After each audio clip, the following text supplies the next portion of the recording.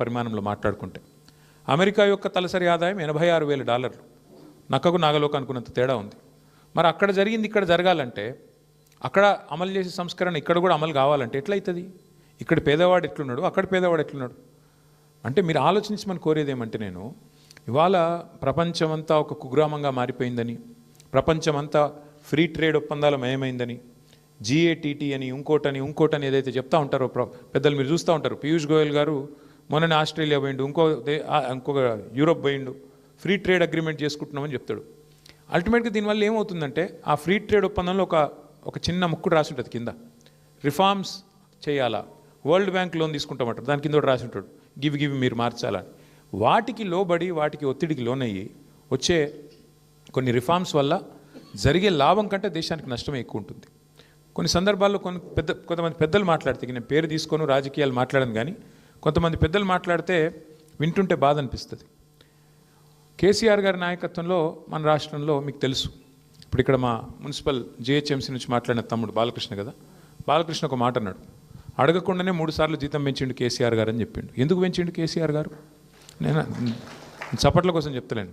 ఎందుకు పెంచిండు కేసీఆర్? గ్రామ పంచాయతీ పారిశుద్ధ్య కార్మికుల జీతం ఎందుకు పెంచిండు అడగకుండానే? మున్సిపల్ వర్కర్లది ఎందుకు పెంచిండు 2 సార్లు? GHMCలో 3 సార్లు ఎందుకు పెంచిండు కేసీఆర్? $200 పెన్షన్ను 2,000 ఎందుకు చేసిండు? $500 ఉన్న వికలాంగుల పెన్షన్ను 4,000 ఎందుకు చేసిండు కేసీఆర్? ఎందుకంటే కేసీఆర్ గారు ఒక సూత్రం పట్టుకున్నాడు, చిన్న సూత్రం. బీడీ కార్మికులకు పెన్షన్ ఇచ్చిండు కేసీఆర్, దేశంలో ఎవరు ఇయ్యలే. కమ్యూనిస్టులు రాష్ట్రం నడిపిన రాష్ట్రాల్లో కూడా, రాజ్యం నడిపిన రాష్ట్రాల్లో కూడా బీడీ కార్మికులకు పెన్షన్ ఇయ్యలే, ఒక కేసీఆర్ గారే ఇచ్చిండు. ఎందుకు ఇచ్చిండు? ఎందుకంటే కేసీఆర్ గారు ఒక చిన్న సూత్రం పట్టుకున్నాడు. ఆయన మా అందరికీ చెప్పేది ఏమంటే, పదే ఓ ప్రభుత్వం యొక్క ప్రాథమిక కర్తవ్యం సమాజంలో అత్యంత బలహీనమైన, అత్యంత ఇబ్బందుల్లో ఉన్న వర్గం ఏదైతే ఉంటుందో వాళ్ళని కడుపులో పెట్టుకొని చూసుకొని, వాళ్ళకు 3 పూటలు వాళ్ళ నోట్లకు బువ్వ పోయేటట్టు చూసుకుంటే అశాంతి చెలరేగదు, రెస్ట్లెస్నెస్ ఉండదు, సమాజంలో అసమానత రాదు.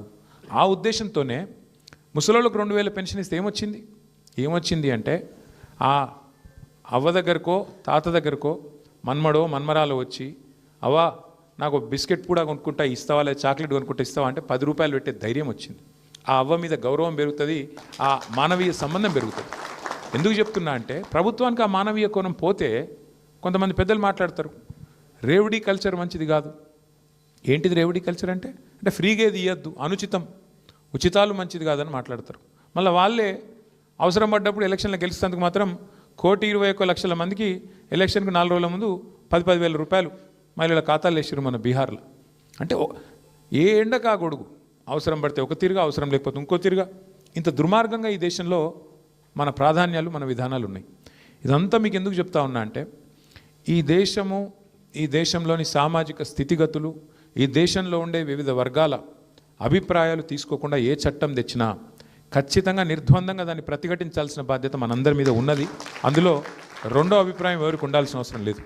ముఖ్యంగా ఈ దేశంలో ఇప్పుడు ఇందాక శ్రీనివాస్ గౌడ్ గారు ఒక మాట అన్నారు, ప్రభుత్వ ఉద్యోగాలు ఎంత ఉంటాయి, పెన్షనర్లు కానీ లేకపోతే మొత్తం ఇప్పుడు ఉద్యోగాల్లో ఉన్నవాళ్ళు కానీ, అది డైరెక్ట్ ఎంప్లాయ్మెంట్ కానీ, కాంట్రాక్ట్ కానీ, అవుట్సోర్సింగ్ కానీ, పర్సెంటేజ్ ఆఫ్ పాపులేషన్ తీసుకుంటే మనది 4 కోట్ల జనాభా, మొత్తం ఉద్యోగుల సంఖ్య కాంట్రాక్టు, అవుట్సోర్సింగ్, రెగ్యులర్ అంతా కలిపితే కూడా 7-7.5 లక్షలు ఉంటారు కావచ్చు, లేదా అంతే కదా, ఓ 2-2.5% మధ్యలో ఉంటారు.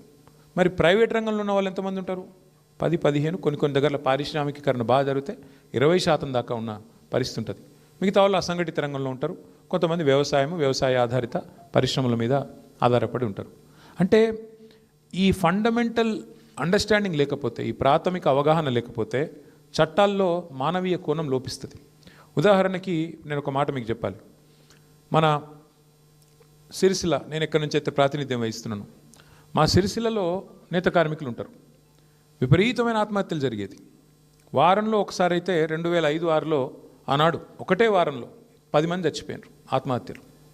అరే ఇది ఏంది అని చెప్పి కేసీఆర్ గారు ఆనాడు ఓ 50 లక్షల రూపాయలు మా పార్టీ నుంచి ఇచ్చి ఒక చిన్న మైక్రో లోన్స్, అంటే interest free loans, micro loans అక్కడ పద్మశాలి కమ్యూనిటీకి అప్పచెప్పి, మీరు కాపాడండి అయ్యా తెలంగాణ వచ్చేదాకా, వచ్చినాక నేను చూసుకుంటా కానీ అప్పటిదాకా కాపాడండి, వాళ్ళు చావకుండా చూసుకోండి అని చెప్పి వాళ్ళకు ఒక 50 లక్షల రూపాయలు. అంటే 50 లక్షలు పెద్ద మొత్తం అని కాదు 2005-6లో, కానీ 50 లక్షలకు ప్రతిపక్షం ఇస్తే ప్రభుత్వం కనీసం ఒక 500 కోట్లు ఇస్తుందేమో అని ఒక ఆశ, కనీసం సిగ్గొస్తుందేమో అని ఒక ఆశ, దానికోసం చేసినాం.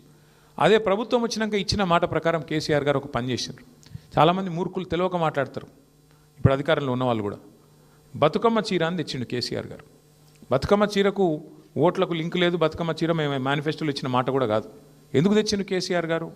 బతుకమ్మ చీర అంటే ఇటు ఆడబిడ్డకేమో బతుకమ్మ సందర్భంగా ఒక కానుక, చిన్న కానుక. అదేం పెద్ద పట్టు చీర కాదు, అదేం నువ్వు లక్షల రూపాయలు విలువ చేసేది కాదు. కానీ ఒక పుట్టింటోళ్ళు ఒక చిన్న కానుక పెట్టిన ఆడపిల్లలు ఎట్లయితే మురిసిపోతారో అట్లా ఒక చిన్న కానుక. అట్లాగే అదే బతుకమ్మ ఇటు నేత కార్మికుడికి బతుకునిచ్చే చీర కావాలి అనే ఉద్దేశంతో అప్పటిదాకా 7-8 వేలు పిలిచి మాట్లాడిండు కార్మికులను కేసీఆర్ గారు స్వయంగా ముఖ్యమంత్రిగా.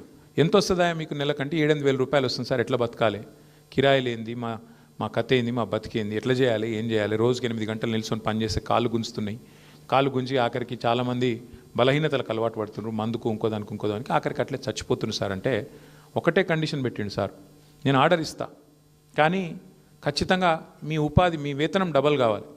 ఇవాళ 8-9 వేలు 10 వేలు సంపాదించేటోళ్ళు 15 వేల నుంచి 20 వేలు సంపాదించే పరిస్థితి రావాలని చెప్పి ఆ సేట్లను పిలిచి ఆర్డర్ ఇచ్చి సంవత్సరానికి 350 కోట్ల ఆర్డర్ ఇచ్చి మొత్తం 9.5 ఏళ్లలో 3,500 కోట్ల ఆర్డరు ఒక్క సిరిసిల్ల పట్టణంలో ఉండే వేలాది మంది కార్మికులను బతికించిన ఒక స్కీము బతుకమ్మ. అంటే ఈ మానవీయ కోణం మనం చేసే ప్రతి పనిలో ఉండాలి. పరిశ్రమలకు ప్రోత్సాహకాలు ఇస్తాం మనం, అన్నీ గవర్నమెంట్లు ఇస్తాయి, మన గవర్నమెంట్ కూడా ఇచ్చింది, కేంద్ర ప్రభుత్వం కూడా ఇస్తున్నది, ఇవాళ ఇప్పుడున్న రాష్ట్ర ప్రభుత్వం కూడా ఇస్తుంది. మీరు చూస్తుంటారు పేపర్లలో వార్తలు, ఫలానా పరిశ్రమకు కేవలం 99 పైసలకే ఎకరం ఇస్తున్నారు. ఎందుకు ఇస్తారు పరిశ్రమలకు భూములు? ఎందుకు ఇస్తారంటే వాళ్ళు ఉపాధి కల్పన చేస్తారని, ఉద్యోగాలు కల్పిస్తారు. ఎందుకంటే ప్రభుత్వాలు అందరికీ ఉద్యోగాలు ఇవ్వలేవు. పేదవాళ్ళకి, ముఖ్యంగా చదువుకున్న పిల్లలు ప్రతి సంవత్సరం 10 లక్షల మంది ఇంజనీర్లు అవుతున్నారు. మరి వాళ్ళందరికీ ఉద్యోగాలు ఎడికెళ్ళి రావాలి? ప్రైవేట్ సెక్టర్కు పెద్దపీట వేయకపోతే.